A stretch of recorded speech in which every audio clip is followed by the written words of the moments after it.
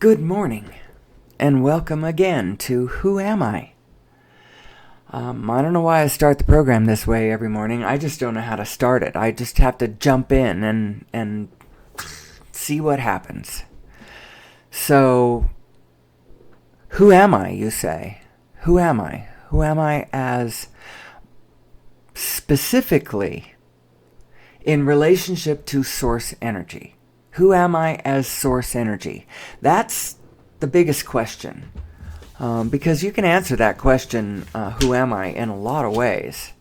And each and every one of us can answer it in different ways, specific ways, particular ways to us. Who am I? Who am I? I am my profession. I am a mother. I am a doctor. I'm a lawyer. I'm a student. Who am I? Who am I? But specifically what we're talking about is who am I as source energy? And how does that understanding bring us closer to solving the biggest problems that mankind faces on the planet right now? And instead of looking at these problems piecemeal and individually and specifically ad infinitum, we're going to look at all of them collectively and generally, and we're going to solve them.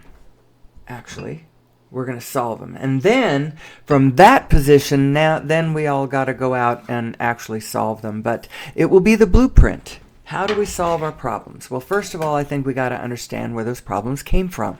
What is the problem? The problem is we don't know who we are.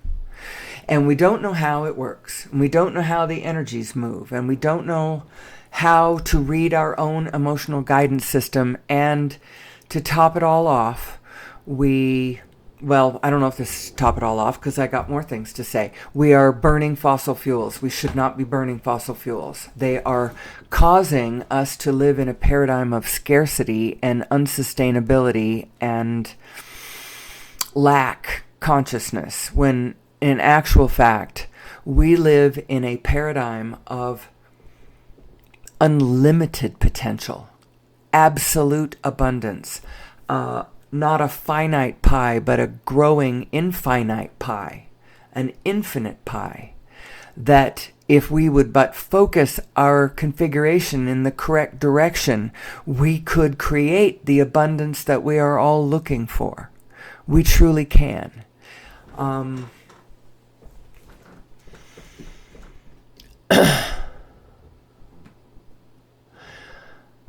I believe that most of our humanity's problems are caused by a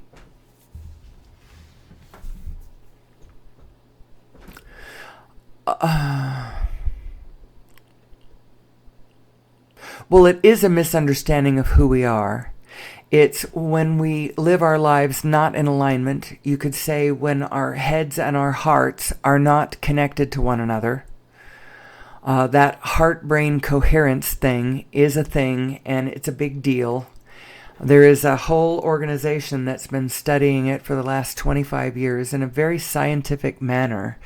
And they do consultations to all kinds of the industry, the military, the police, all kinds of people who need to be cool in a crisis, who need to get in touch with their broader perspective in the moment to act better. They train people in heart-brain coherence techniques. There's quick heart-brain coherence techniques. Greg Braden has one he likes to pull out in his seminars, where you direct your attention to your heart, touch your chest somewhere over your heart. You start breathing through that. You draw your consciousness to that point, breathe through that place, invoke a feeling of gratitude or appreciation or love, however you can summon that frequency, and then immediately your heart and your brain are connected to one another. Now ask your heart the question, and you'll get a feeling. A feeling will be your response. And it's a wonderful technique. The heart math people teach this technique too. This heart-brain coherence is a real thing. And when large swaths of us are operating on, when we're functioning not in that alignment, then of course the impulses that we're getting to act are off, and that the ideas that we get and the decisions that we make and we need to understand what this reality is, how it comes into reality, how our inner being is reading that reality through what I have in previous, I don't know whether you have listened to me before, maybe you're a brand new person to my program and you have never heard me talk about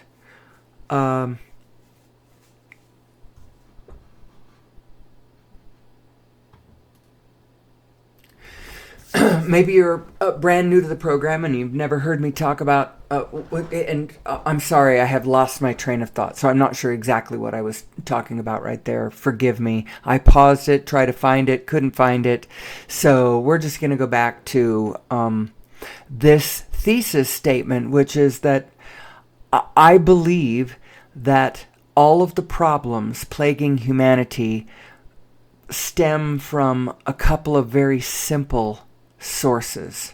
And they would be simple, wouldn't they?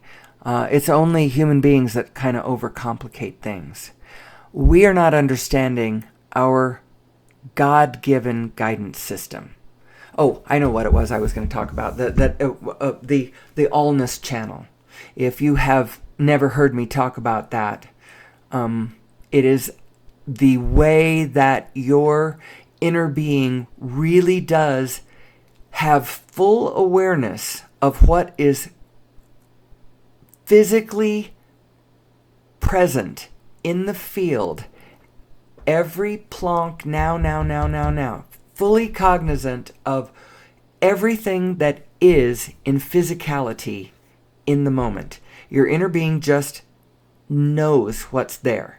It does not have to look at what's there. I'm air quoting. It doesn't have to look at what's there. It knows what's there. What it's looking at is what you want. It's looking at what it wants, actually. And when you are a part of that, then you have all the cooperative components of all the universe at your fingertips. Everyone wants to help you. When you are in love, when you are in full cooperation mode with the field around you, when you are in complete sync and harmony with when your desires clash with no one else's desires, when you are operating from a position where you believe that it is win-win, and you are operating from win-win, I win, you win, we all win, that sort of thing, nobody's going to be resisting you because they all want to win, and you're working on their win. You know, it's way different than when you are not in alignment with the actual field and what it wants around you. When you're not in touch with it, then your desires may clash. So my desire to have money may clash with your.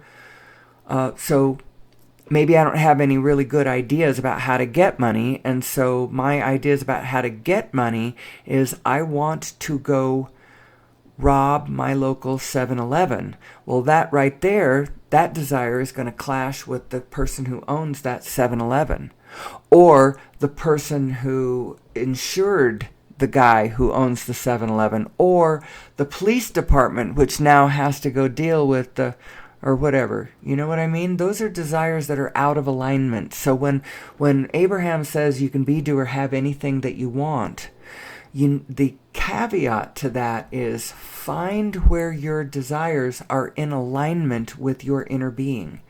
Because when they are in alignment with your inner being, they are in alignment with all inner beings, because your inner being is in alignment with all things. And your inner being is not looking at what is.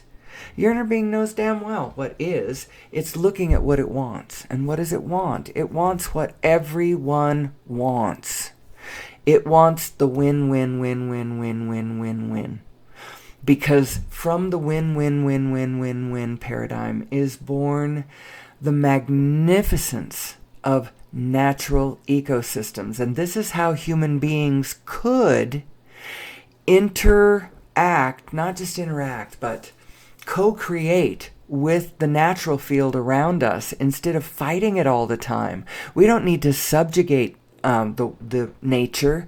We need to dance in blessed harmony with her.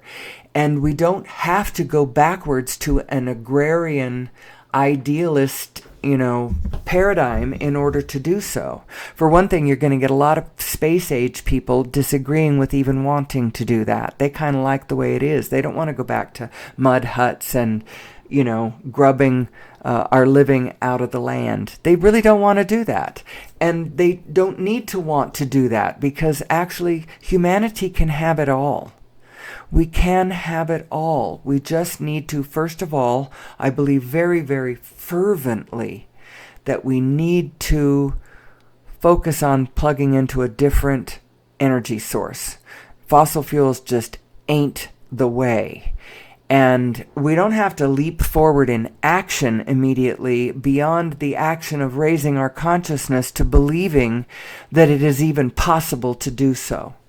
And then we set our intention to do so. And we can set our intention to do so lovingly and kindly, caring for all the individuals who have been making their way and their living by these fossil fuels. As a matter of fact, we need to figure out how to care for all of the parts of us who are who make our living in one way. As the paradigm changes, we need to help us all in the transitions as we go from where we were to where we are going to be.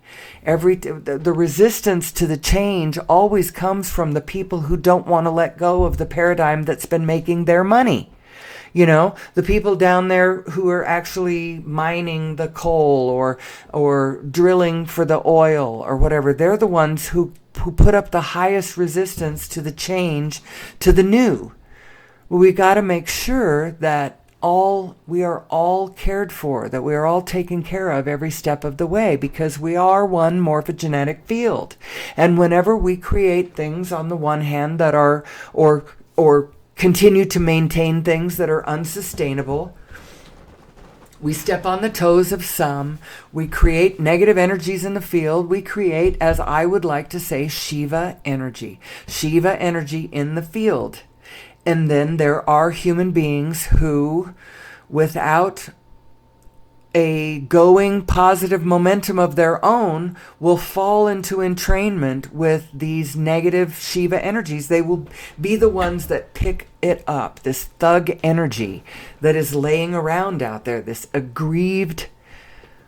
The most striking thing about the Nazi Empire was the spirit that it operated on, and the kind of belligerent, pushy, entitled, self-righteous spirit that Nazis themselves sort of embodied. This it was a spirit of contemptuous disregard for other points of view besides the one point of view that they were carrying. They couldn't see any other points of view. And so all they could see was what they thought was the absolute correctness of their own point of view. Now, the truth of the actual nature of the field around you is that it's all perceptual. It's all perceptual. And so everyone's view, in a way, has as much validity as anyone else's view, in a way. Now, that's the truth. There is another truth, and that is everyone's view does not equate in its alignment with the greater wholeness of truth. But everyone has a truth that is profound. And so the Nazis had a truth that was profound, but they couldn't see anyone else's point of view. And so they were very hostile and belligerent and forceful as they tried to cram this view down everyone else and extract their own advantage and whatever it was that they were doing. It is a psychic blindness, this psychic illness that human beings carry. Now, there is one teacher out there, and I was really into his work for a few years. It really spoke to me. I thought it was really interesting, the direction that he came at it. His name is Paul Levy, and his idea is this idea of Wetiko.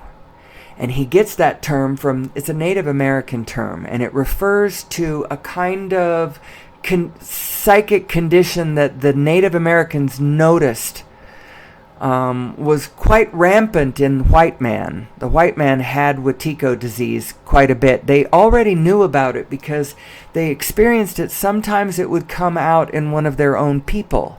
This inability to see the viewpoints of others is kind of what it is, but it has to do with a disconnection within themselves, a disconnection to the wholeness of themselves. And you have these, the result is things that Carl Jung would call autonomous complexes, these aspects of ourselves that our greater whole is not in touch with. It's like that angry person. When that angry person comes out, they don't give a flying fig about what the rest of you thinks. And so whenever that angry person comes out, they tend to bang, bang, bang, destroy things in my life. And then when I come back to my positive self, now I got things I got to clean up and I have apologies to make and stuff like that. You're not in alignment with yourself when you're living that way. When you're when you have parts of yourself that are not in touch with other parts of yourself. We are a wholeness, and even our negative emotion is reflecting something of that wholeness back to us. It's not disconnected from us. It's just know that when you are thinking thoughts that produce negative emotions within you, those thoughts are not in alignment with what your greater being knows about what is, knows about who you are, knows about what you want. Remember, your inner being knows what is. It is in touch through the quantum field with everything as it is, as it changes, then and now what it is. So your inner being knows what is, so it doesn't have to look at what is, right? It knows what is. So what's it looking at? What it wants. What does it want? What you want. It wants what you want. And it's actually a key part of this system. This divine system that we are born into could give every single one of us what we want. What we want based on the reality of what's in place, based on how everything really moves, based on what's possible. And I'm telling you, there is a whole lot of wonderful that is possible. There's also a bunch of nonsense, superstitious crappadoo that people believe that is not in alignment with the actual reality, with the actual quantum field, and how the quantum field is magical enough. You don't have to believe superstitious woo-woo to be cognizant of a really amazing universe that we live in. Perfectly reflective, perfectly fractal, perfectly holographic, absolutely responsive. It is reflecting back to you exactly what you are putting out. So you have control of what you get back because you have control of what you put out. You have control of your thoughts. You have control of your feelings. Control, well, you need to be aware of how you feel, you need to care about how you feel, and you need to be willing to adjust your thoughts based on how it feels. Now you might say, well, that's too easy. You just think thoughts that you like?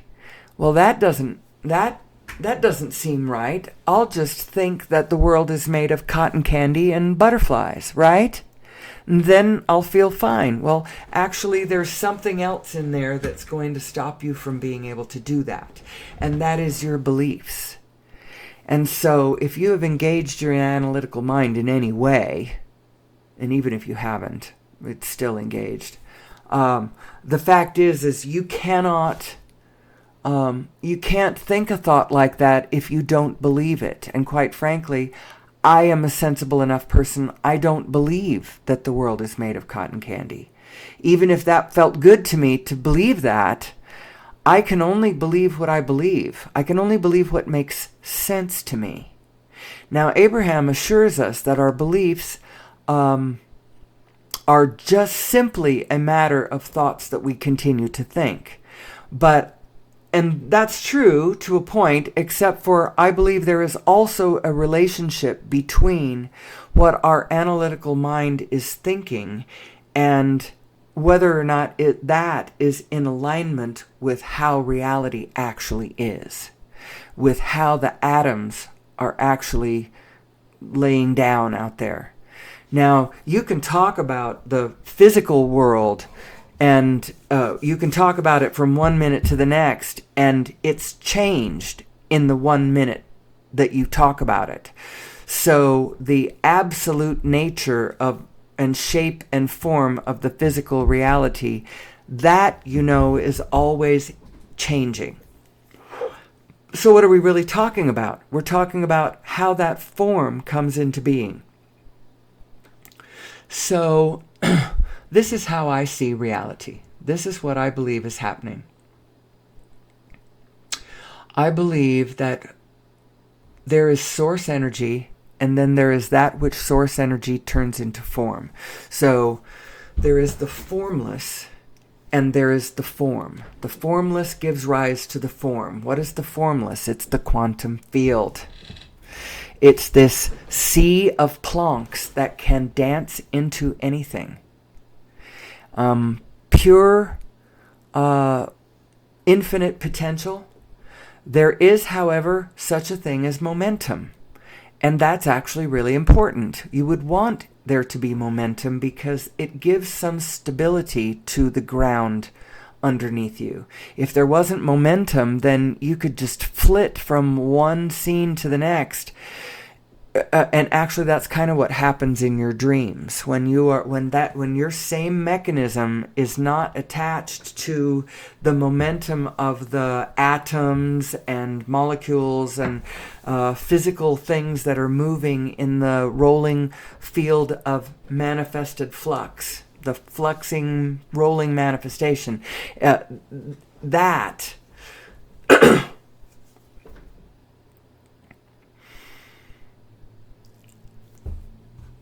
I should keep it right here.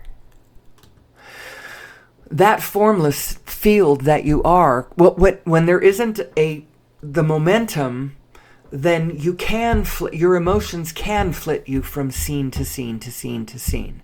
But we actually like this momentum, and we like to build this dream in physicality. It's going to be really satisfying to do it with the momentum of physicality. That way, when you turn away, when you turn back, there is something that is still the same. It can get quite dizzying in your dreams. And we still have the dream world. We can still go do that in our dreams, but it's nice to have the momentum of the physical world too. And you can work with that. You can build positive momentums. You can build negative momentums, depending on how you're spinning your thoughts from what point within your consciousness. Are you spinning it from a point of fear, or are you spinning it from a point of, I hate to say the word love, because people have it you have a toggle switch of two directions. You're a binary being. You're a binary system. You can go all the way back to the Planck and see yourself as a binary system between formless and form, right?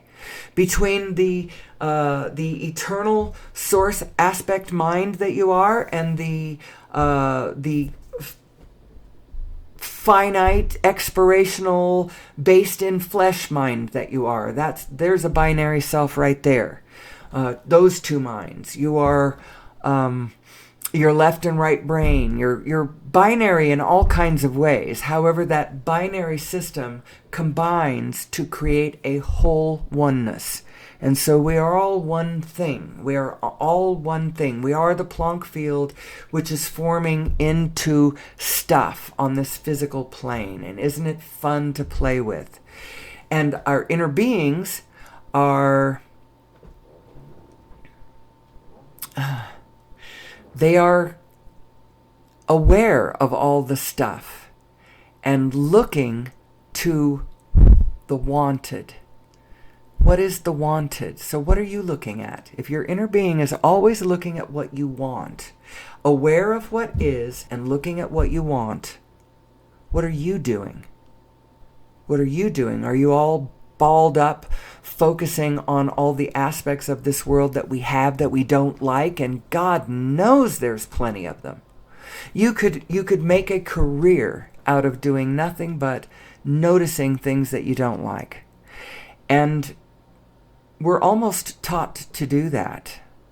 But that is another thing, I believe, that we're taught to do that because we don't understand who we are, and we don't understand how it works. We don't understand that literally what you are focusing on and the toggle switch, which direction on that switch has the toggle landed. Are you coming from a place of fear or love?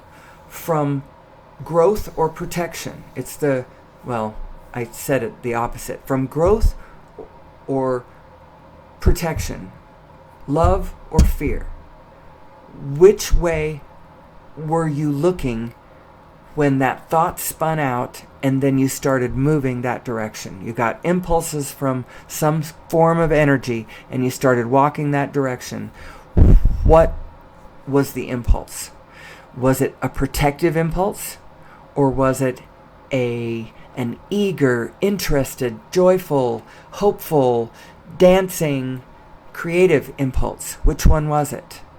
And honestly, even the most benign of impulses coming from a position of threat, when you spin it out and the momentum grows and grows and grows and grows and grows and grows and grows and grows and grows and grows and grows, you end up with things like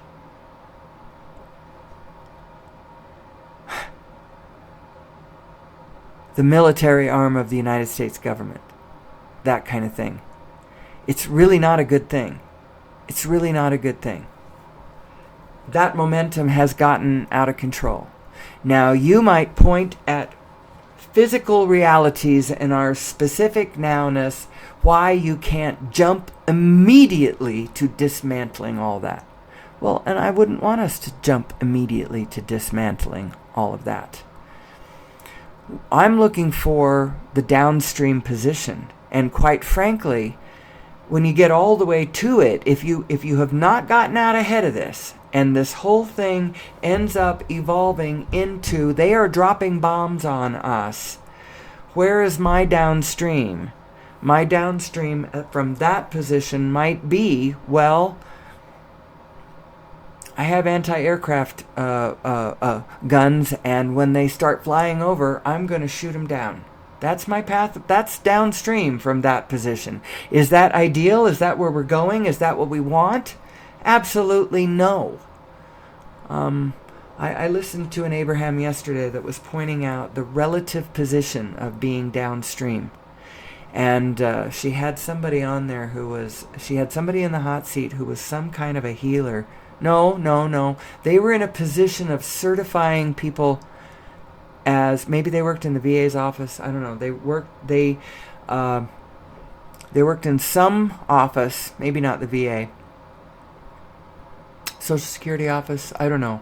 Their job was to certifying people as disabled.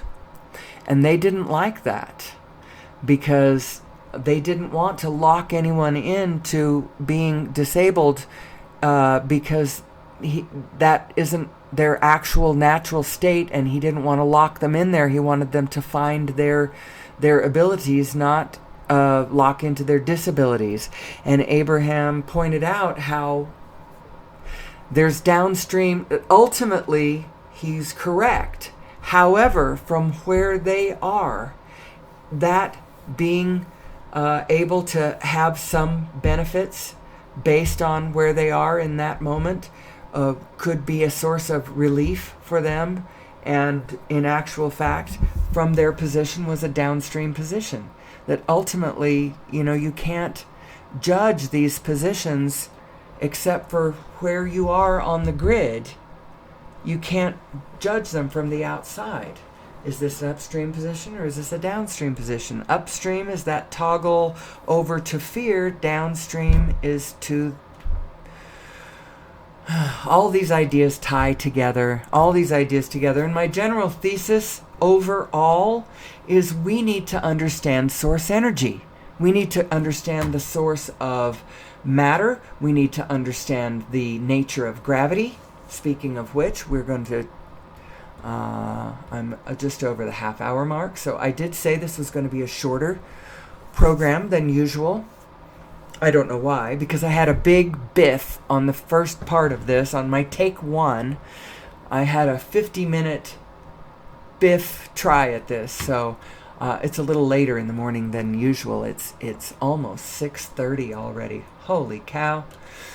So this is the name of this paper, The Origin of Mass and the Nature of Gravity, and I would draw people's attention to this if you are inclined in a mathematical or physics kind of way.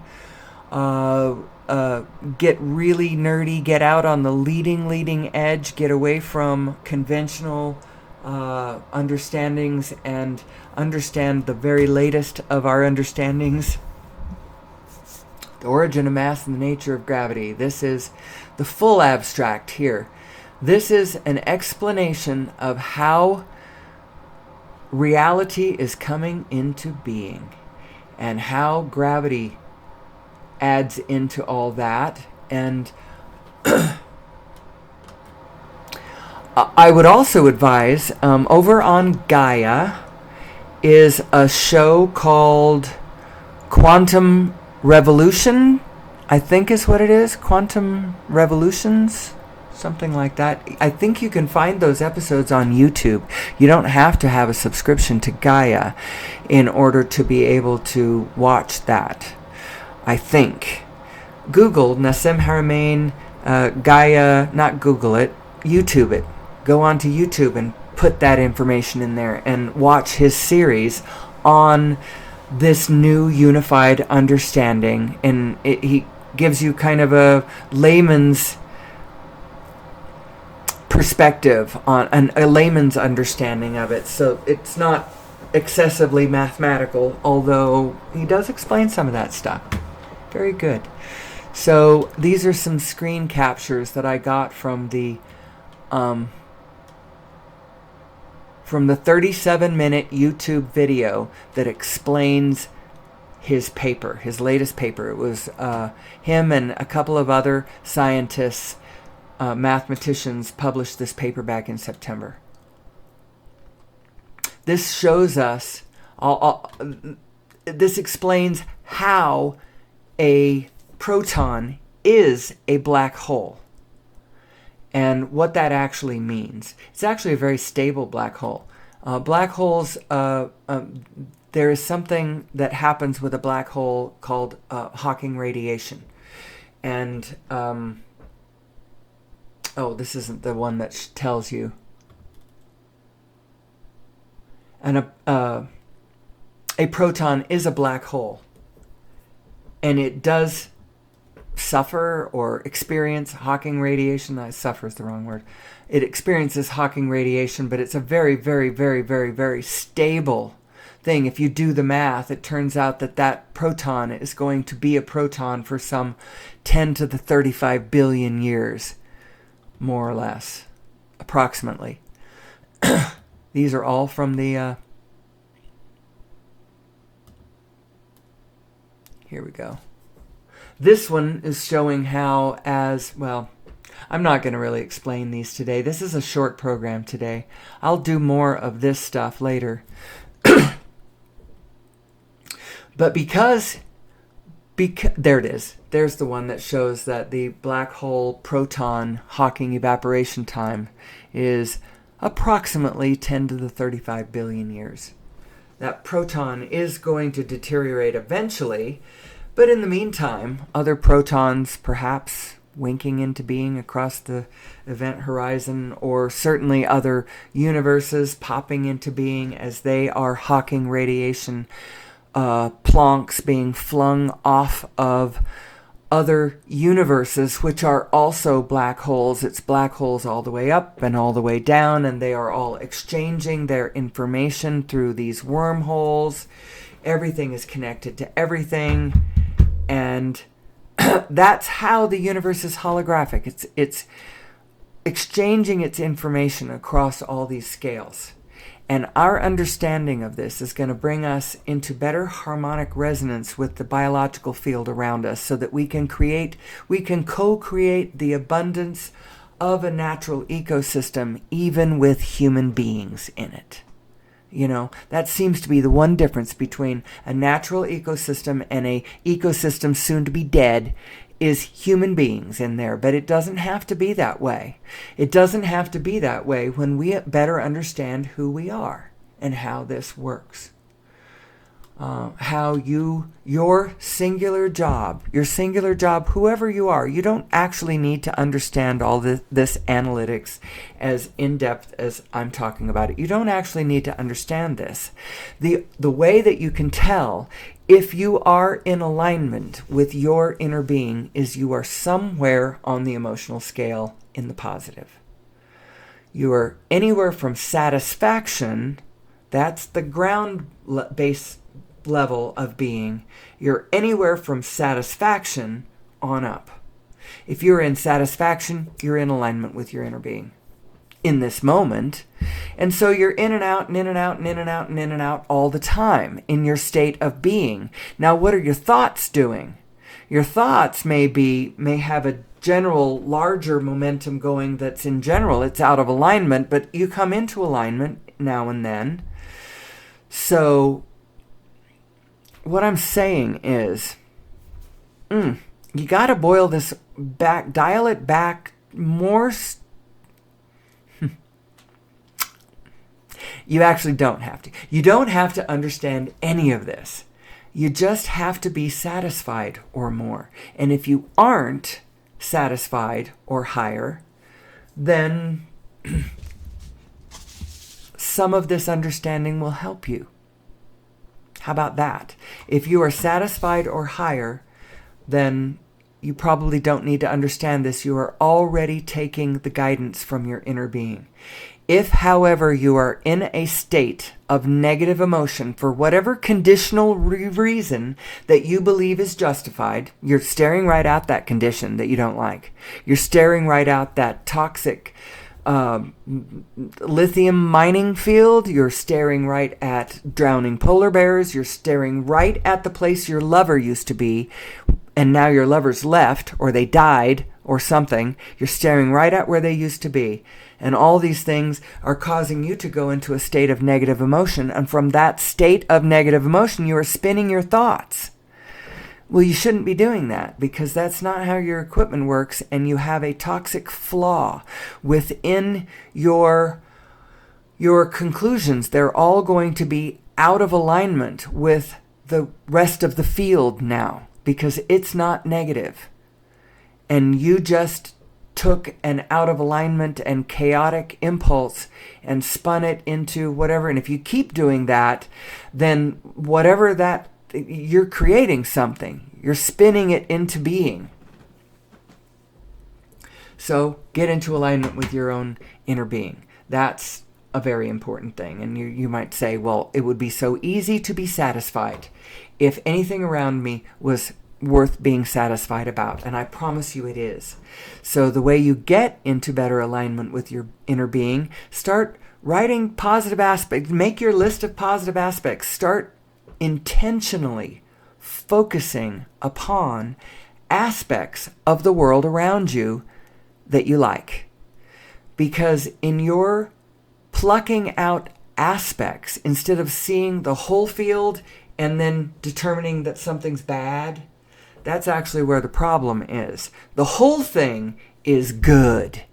And if you're looking at the whole thing, you need to be seeing good. If you're seeing bad, you're out of alignment. Now, in the smaller, as you dial into the smaller, the way that you get into alignment with your inner being and start a positive momentum of your own going and start spinning that force field from your divine autonomy that starts making you safe, even though you don't have to focus on protection. You don't want to focus on protection. Focusing on protection puts you right in the wrong place. It's like I long ago decided that what I thought the meaning of the Greek myth of the story of Medusa and that whole thing had to do with the debilitating effect of staring right directly in the face of evil. It just turns you to stone. It makes you ineffective. It actually does more than that. It starts turning you in the direction of Medusa. But so the idea is, don't put the evil directly in the center of your aperture. You can look at reflections of it. You can see it in your side vision. There's all kinds of ways that you can look at the evil, but don't put it right in the center of your focus, because if you do, it turns you into stone. There are other meanings to all of this. The meaning of how you are focusing and what you are looking at and which way your toggle switch is going and whether you're in the positive or whether you're in the negative and how you spin that momentum out.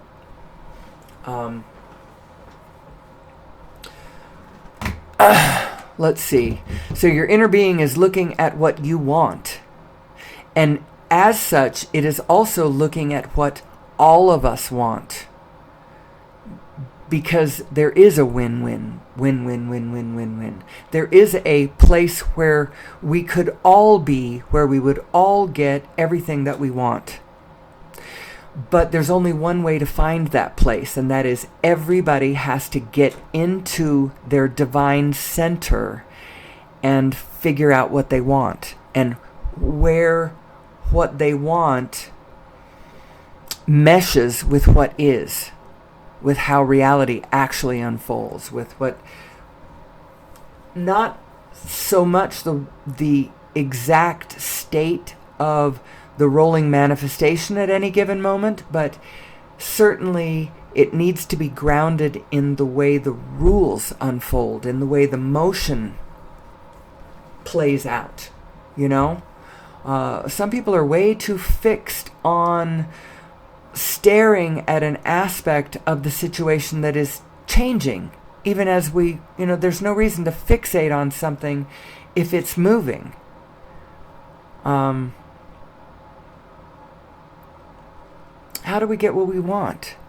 Everyone has to ask for what they want. They have to believe that what they want can be given to them.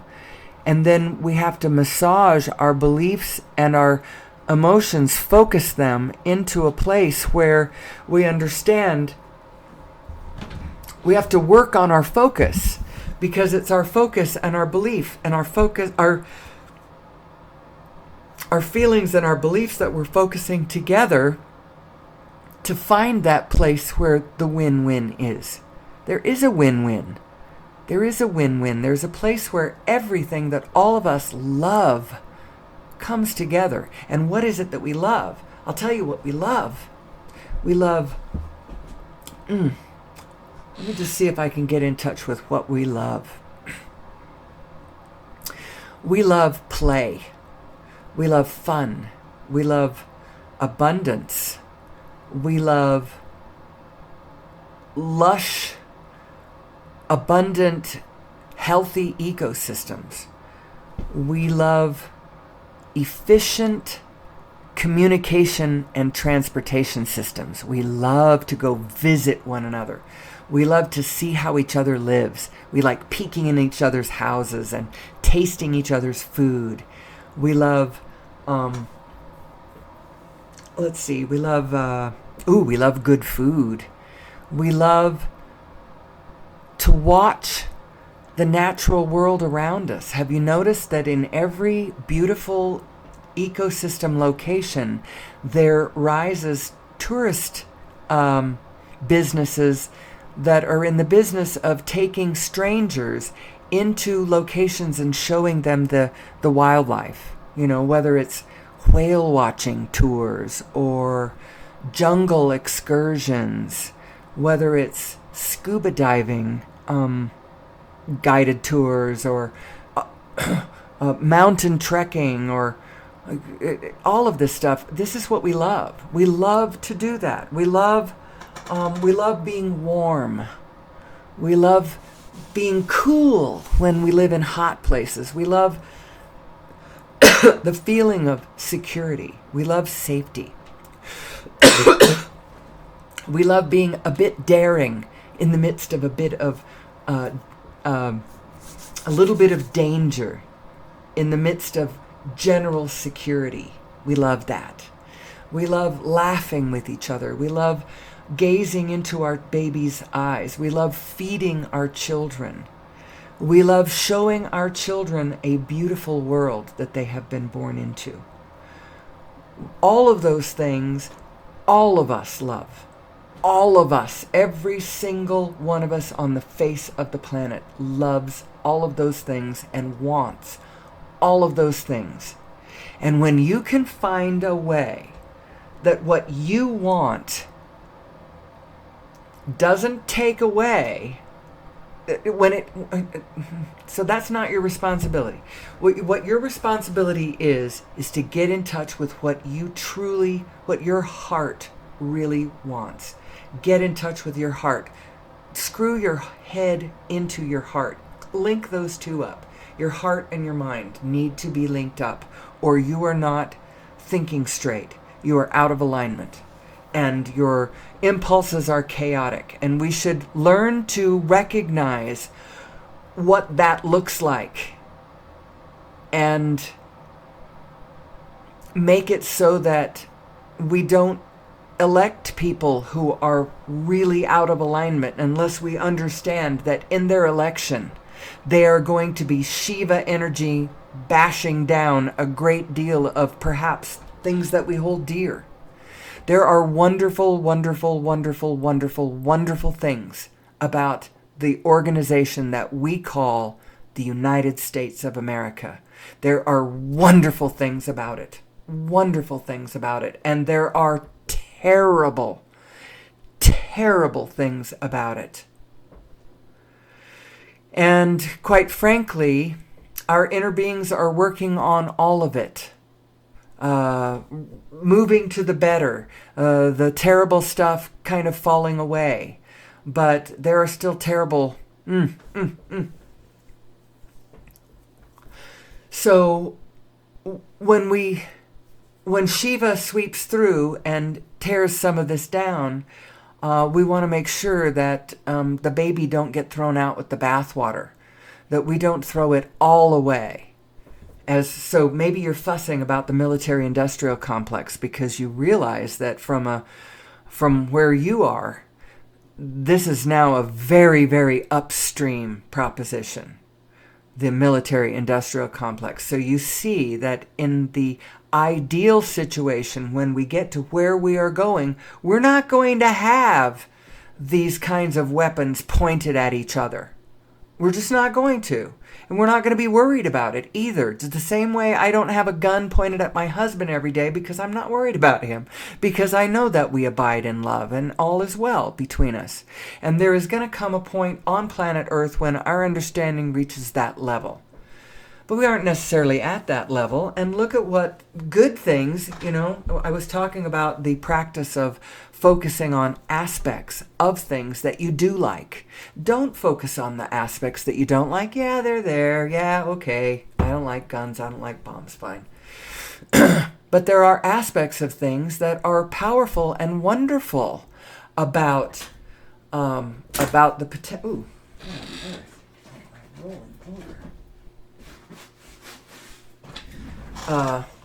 There are things about the Army, the Corps of Engineers, the way they can build things, the way that we can organize action in the field is amazing. Now, the problem is that the impetus of the intention of that action, remember we talked about how important that was, and as long as the impetus of that is anger or threat or fear or revenge or anything like that, then it's not going to go well. Well, I don't know of any other reasons why we drop bombs on people, other than that we're afraid of them, or we're angry with them, or we're getting revenge on them, or something like that. You don't drop bombs on people because you love them. So we're going to have to get all that straight, but we don't want to throw the baby out with the bathwater. Our ability to organize, and as a matter of fact, if you actually get to know people within the military is all made of people. And a great deal of those people are wonderful. They're really nice people. They have families of their own. They have good intentions. A lot of them they joined because they wanted to serve their country. They love their country. They love their families, the home of the free because of the brave, that kind of mentality. That's all good stuff. They're just mistaken about something about our nature and about where our true safety actually lies, and where our true future actually lies, and what is actually hard at work even as we speak, organizing us into loving, co-creative, mutually beneficial patterns of inspiring ideas and impulses to act that would lead us to... That's what it's doing. But as long as our consciousnesses are resting, maybe all of those people whose consciousness is telling them that we live in a paradigm of scarcity, a finite pie, and it's all about competition and a zero-sum game. If that's your primary assumption, then all of your actions that flow from there are out of alignment. You might still go in and out of alignment throughout your day, but that's the whole thing. You're in and out of alignment. You could be in alignment and in alignment and in and in and in and in and in and in and in and in and in and out, and then in and in and in and then out, and then in and in and in and then out, and then in and in. You're always going to be doing that. Your out of alignment signal is like think of it as the rumble strip on the side of the road. You want to stay on the highway. You want to stay on the road where your inner being is lighting your way and guiding your way, because it knows who you are. It knows where you are. It knows who you have been. It knows who everyone around you is. It knows what we all are. It is absolutely at the level where it is touching, well, it's touching all things, and it knows everything about the morphogenetic field that you are a part of. It knows it, doesn't have to look at it, it's looking at what you want. And if you want a smoother ride to your life, and I say this both individually and collectively, get into alignment with where your inner being is lighting its light, and you will find cooperative components to your desires every step of your way. It's how some religions, why they notice such a level of prosperity amongst their group, because of the way that they are cooperatively you know, existing within the group. It's that spirit that is making them so successful. And so people from the outside, instead of thinking, oh, look at how unfairly they have all the stuff, let's take all the stuff and redistribute it. The thing is they don't have the vibration that sustained that. A really good example of this is what happened in Uganda back in the 1970s. Idi Amin, in a very misaligned, out of alignment, horrific dictator, authoritarian dictator. So the country was having a bit of an issue with authoritarian psychosis. They put him into power, and he noticed, as they all noticed, hey, the Asians seem to have all the stuff because they're shop savvy, their knowledge of commerce, the way they networked with one another, the way they utilized family. There was all kinds of things. The way they were very successful merchants. As a matter of fact, predominantly they were the shopkeepers. They owned a lot of the stuff, sort of like the Jews did. Owned a lot of the stuff. The Jews were very prosperous because of the way that they were being, the way they were interacting with one another. It was being very successful. Well, Idi Amin noticed that the Asians were being very successful. And so what he did is he kicked them all out of the country and took all their stuff and redistributed it amongst the locals, the Africans. You know, you get this shop and you get this stuff and you get this shop. And also all the shops now were being run by Africans. The problem is that none of them knew how to run shops. And so they wouldn't have been the ones that naturally evolved into running the shops. They just got given all the stuff and the shops went to hell. The economy went absolutely hideously off the rails. Turns out the things that were going on at it was called the State Research Bureau, I think. It was this hideous building somewhere in downtown Kampala where the most despicable acts of torture and depravity occurred. I mean, you could be morbidly fascinated going there, but the whole thing was kind of an exercise in illustrating how law of attraction is, the order of the universe is ordering itself based on frequencies in the field. And if you want to achieve your dreams and those things that you most dearly, deeply desire, what you need to do is you need to get in touch with your own inner being and follow your own emotional guidance system who is trying to lead you to what you really want, which turns out to be that win-win-win-win-win-win-win-win-win world. Why wouldn't you want a win-win world? You wouldn't want it if you thought you were in competition with everything. How dare everyone else win? Now, I've noticed, so I don't always watch it. As a matter of fact, I usually don't watch it, but occasionally it turns on, and there it is, America's Got Talent. What an amazing show sometimes. The talent on that is just amazing. We were watching something the other day. It was the only act I watched of the whole show. We just clicked onto it for a minute and then I went to bed. But it was some guy I think he was from Korea, South Korea. I think that's where he was from. He was an Asian of some sort. And he had the most beautiful voice. He was singing, I've got friends in places, whatever that song is. Anyways, beautiful song in a low register. Beautiful, beautiful voice tone. It's perfect accent.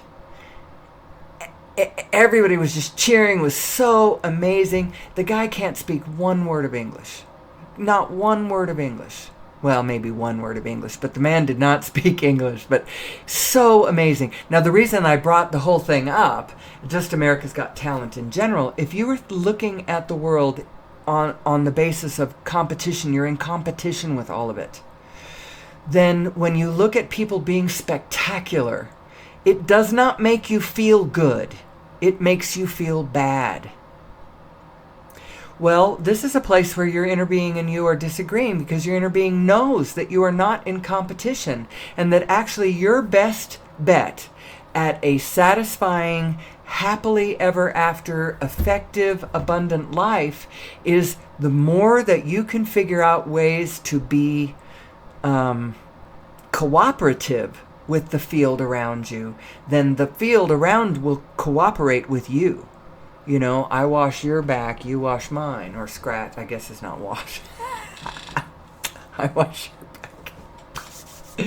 Anyway, so that's and that comes from primary assumptions. Primary assumptions about the nature of reality. What are your primary assumptions, and how are they spinning out into analytical logics? Are they taking you into a place where you're in alignment with what it really is? Or are you stuck on some superstitious, nonsensical story, mythology about, well, I hate to say mythology, because mythology has a great deal of truth in there. Where is my cursor? There it is. I don't know whether I want to show any more of my... I guess I should. I usually do this. This is my diagram showing the configuration of our mind with the lizard brain and all of it, what it controls, and then the mammalian brain and what started to happen with that as you were required to care about something outside of yourself. And then the neocortex, which allows you to have a broader perspective still. And this neocortex, 76% of this neocortex comes from human chromosome number 2, which is an ancestral telomere to telomere fusion. It really is. This is a scientific article published in the Proceedings of the National Academy of Sciences, a open source scientific publication where all the different let's see, maybe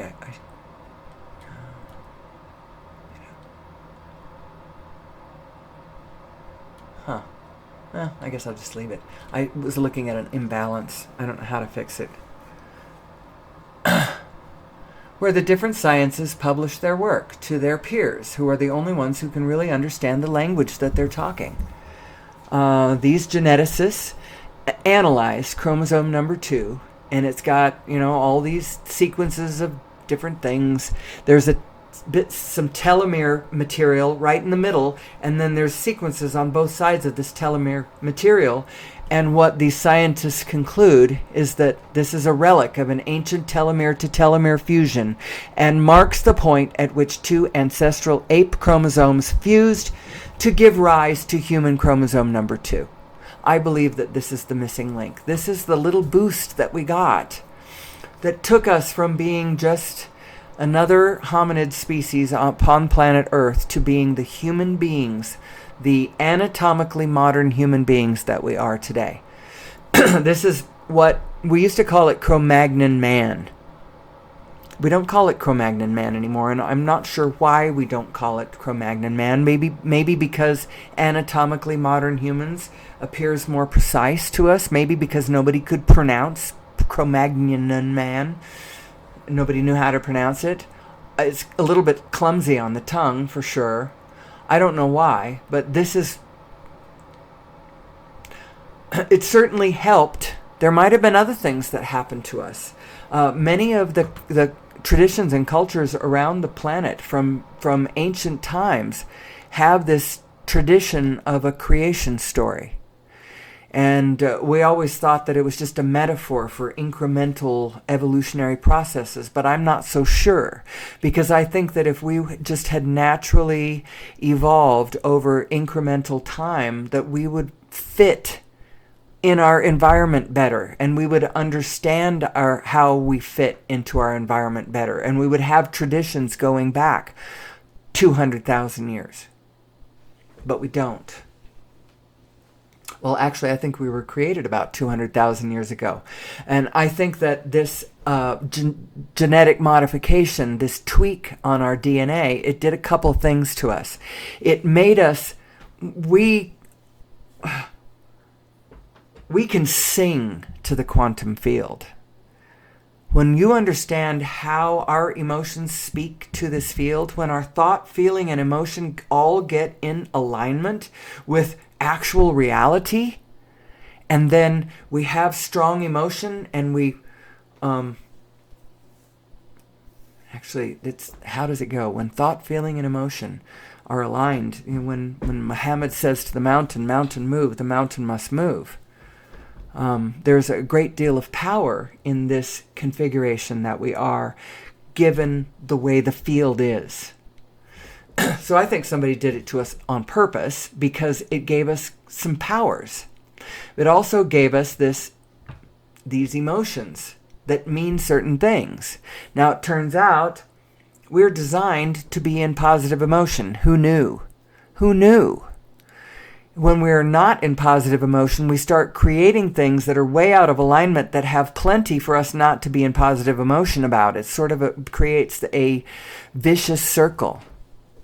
Oh, you know, I am over an hour already. This isn't going to be all that short of a program. Wait a second. Let's just get through the rest of our slides.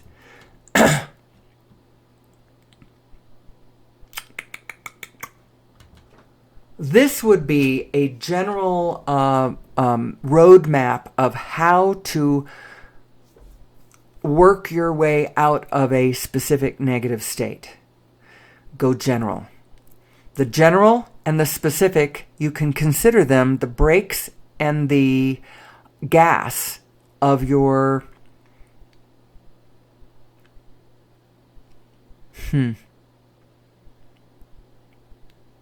I don't know whether to call it a starship or an earth ship, because it is a starship to your consciousness, but it's an earth ship in your body, your Terra rover, you know, your meat vehicle or whatever. Your going specific puts on the gas. Pulling back to the general puts on the brakes. And so if you find yourself in a specific negative, pull out to the general. Just hit a note like life sucks, you know, something like that. That's a good general. And nobody's going to argue with that one. And then from there, you might be able to pivot to, well, it doesn't always suck. And then from there, you might be able to find a place where, well, over here it doesn't suck. And now I'm going to go specifically into here from this place where I'm feeling good now. You only want to dial into the specific on this plane of physicality when you feel good. When you don't feel good, you want to pull back to the general, because if you're in a state of negative emotion, you are not operating optimally. The impulses that you are getting are now specifically slightly chaotic. You may not care. If you're in a state of negative emotion, you might be saying, I understand very well that I am throwing a tantrum and that this is not what I want, but I'm going to do it anyway. That's a very light state of negative emotion. That's perfectly okay. Dabble around down there. Don't take it too seriously, and pivot as fast as you can back to who you really are, because that positive self is who you really are, and that negative self is just who you are being in this moment, because you have chosen to take a thought that does not agree with all of the rest of the universe. And you are welcome to do that. As a human being, you are free. You have absolute free agency to take any thought, no matter how wrong and stupid or how dark and dangerous, no matter how it is directly leading you to a path of where you specifically are not going to like what you get when you get there. You can still take whatever thought you want. That is ultimate free agency. Now, the universe is what it is. And if you continue to take those thoughts that are out of alignment with how reality truly unfolds, you will experience the bumpy ride of that. This, my last little bit, this is my illustration that illustrates cymatics. Cymatics being the study of the relationship between vibration and form. These cymatic patterns were created digitally through some sort of digital machine. You pipe a frequency through it and it produces the corresponding visual pattern. Different frequency, different pattern. All different frequencies form different patterns. They will not form the same pattern. There can be relationships between the patterns. The higher the frequency, the more complex the pattern. This right here is showing a different kind of cymatics. This is originally how the field was discovered. Hans Jenny had his metal plate, put a granular medium on top of the plate, pipe a frequency through, boom, a pattern appears. Change the frequency, boom, the pattern changes. Increase the frequency, boom, the pattern becomes more complex. I think that's what's happening right now. And it's not just stuff gets added to this complexity of pattern. Some things fall away as other things form in the higher complexity of pattern. And quite frankly, as that complexity grows and grows, certain things fall away and other things come into being. You could look at our society right now. There are forms that are still in place, different ways. There's still malls, for instance. That's a form that's still in place. You still have malls. You can go visit malls. But the state of malls are changing. This last Christmas, there was hardly ever a time when there was people in the mall. There were some people in the mall. Malls are being reimagined across the planet. Santa Claus must be being reimagined, because at that mall where hardly any people were, there was even less people in the line waiting to see Santa. It isn't going to be very long before people don't do that anymore. Somebody's going to declare that that's a war on Christmas. It isn't a war on Christmas. It's just that we change. Things change. And right now there are forms in place from the old pattern that are still in place. And there are forms of the new pattern that are starting to come into being. And the old ones are falling away and the new ones are coming into being. And depending on where you are grasping and clinging, you may be feeling insecure. If you're pipelined to the energy stream, the currency that is humanity, if that is coming from an old form that is starting to, kind of get a little more obscure. The edges are starting to fade and the whole thing is starting to go away. Maybe you've made your living for generations making buggy whips. And now there's these newfangled cars that are all around and you want to what are you going to do? What are you going to do? Well, what you're going to do is you're going to get into alignment with your inner being who knows the state of all things at all times, knows what's becoming and what's begoing and what's there and what you want. It knows all of those things. And so just get into alignment with your inner being. If you happen to belong to a religion that emphasizes the connection between you and the still small voice that is within you, guiding you every step of the way, leading your feet into loving paths and cooperative paths, then you're lucky. You're lucky. That's a good thing. That's a good thing. That general thing about your religion is absolutely 100% correct, and it is serving you well. There is another one that will serve you well if your religion happens to stress this other thing, and many religions do not stress this. They kind of allude to it, but they don't really understand it.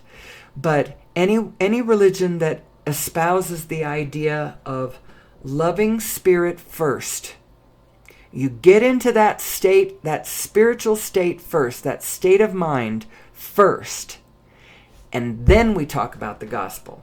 We don't talk about the gospel. We don't talk about anything from a place, from that non-loving, non-kind, non-connected, non-aligned spirit. Spirit first and then.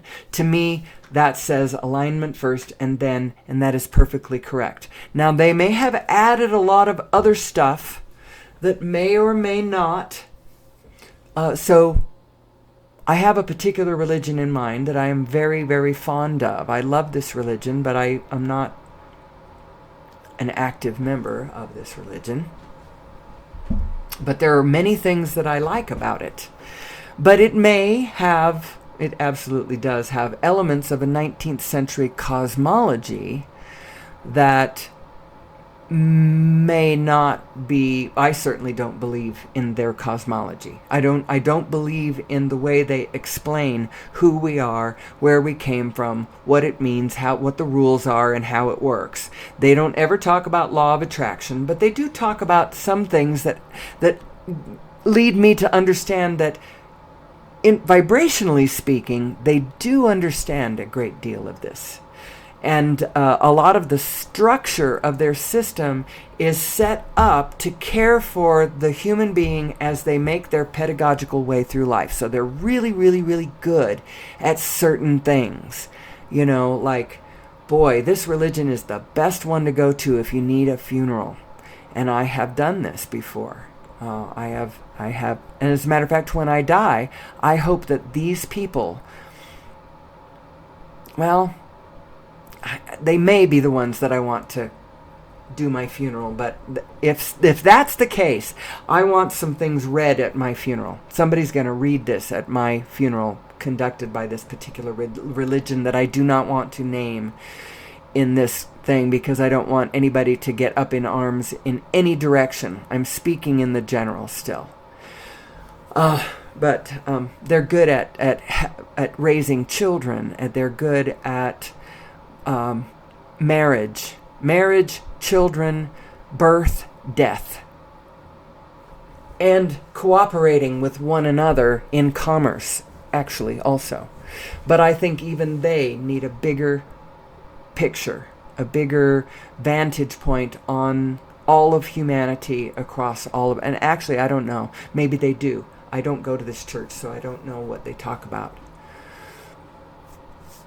But it is not my understanding that they believe things exactly the way I do. But I do see a great deal of spiritual and vibrational alignment with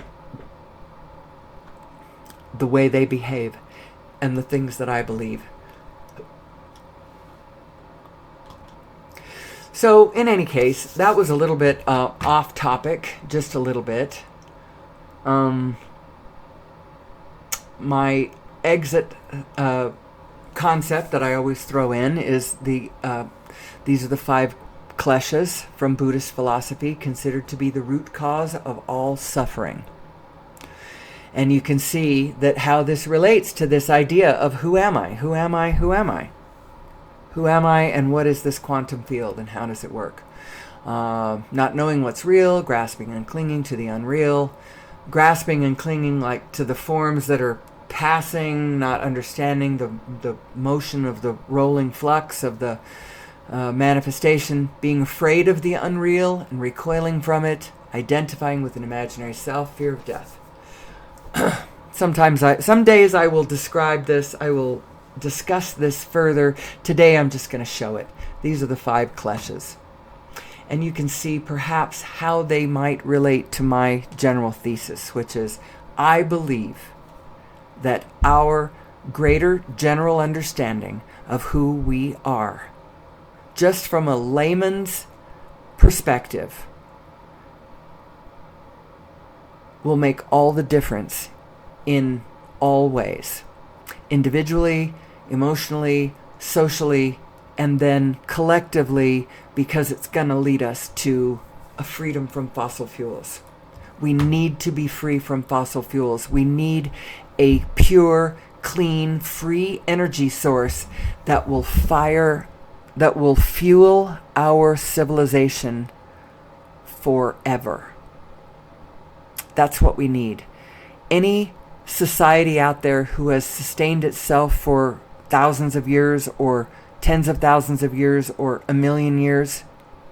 Anyone who hopes to do anything like that cannot be taking their energy from whale oil or from fossil fuels or even from nuclear energy or fracked natural gas. None of those things are going to get us where we need to be. And none of them imply that we understand who we are. I think that's how come we didn't transition 100 years ago like we could have. We didn't because the consciousness wasn't there. And we had to get to a place where we crunched ourselves a bit. We are in a bit of a bind. We are the caterpillar eating the bush, the only bush that is our food. And pretty soon we're going to be out of this bush. And then what the hell are we going to do? We're not going to die. We're going to turn into butterflies.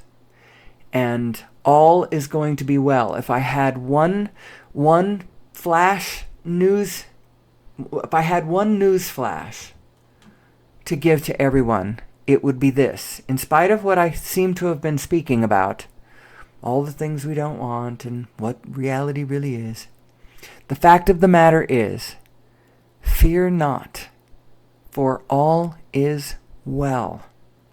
And quite truly, there is nothing to fear but fear itself. Because as long as we can generally keep our consciousnesses in the positive zone by understanding what our negative emotions really are, that they are not a direct indictment upon, our very existence. It is simply us having taken a different perspective than what we really know to be. The truth of the matter is that all is very well. Well-being is way more dominant. We all have an inner being. And collectively we have an inner being. And that inner being wants things. And quite frankly, that inner being wants exactly what we want. So we just need to get in touch with it. Get in touch with it. And our lives will all be so much better. I'm having fun with this presentation. I'm working on it. I'm working on trying to get more smooth and more fluid with how these ideas, how I see that they blend with one another, how they support one another, how law of attraction and unified physics very, very neatly exist in the same universe. Conceptually, intellectually, analytically, they fit. It fits. The fact that we're genetically modified, to me, fits. It explains why we're having a bit of a rough ride to begin with, because we don't naturally know who we are, because we are a created species. And I'd like to know where Mom and Dad are. Are they still in touch with us? Did they lose touch with us? I don't know. I don't know any of those things. I want all of you to get excited about your life, to get excited about our life, and go out and discover new things for us.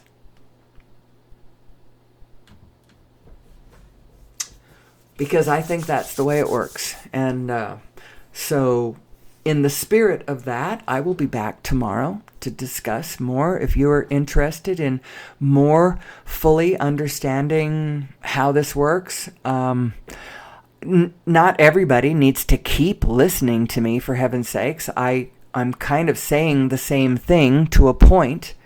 At some point, I would like more people in my space asking me questions, but I need to get better at holding this particular consciousness before I'm going to be able to do that. But I would like to welcome people into my space at some point and ask me questions. I can deal with it. I'm looking forward to it, actually. I think it's going to be a lot of fun, and I'd like to move around the world and talk to people about this, what I believe. I think we can get off fossil fuels. That's the biggest thing. And then also, as a side note, understanding this can really help your interpersonal relationships. You have two relationships, and really only one of them that you have to worry about. You have a relationship between you and your inner being, and you have a relationship between you and the universe. And if you take care, if you tend to your relationship between you and your inner being, your relationship between you and the universe will unfold just fine. Thank you very much. And that's the thought I'm going to leave you with until tomorrow. I am really looking forward to coming back into this space and seeing you here again and to hearing your questions someday. But until then, I wish you peace. I wish you joy. I wish you... I bid you... Let's see. What is my sign-off line? I don't know what it is. Okay, until tomorrow, I bid you goodbye.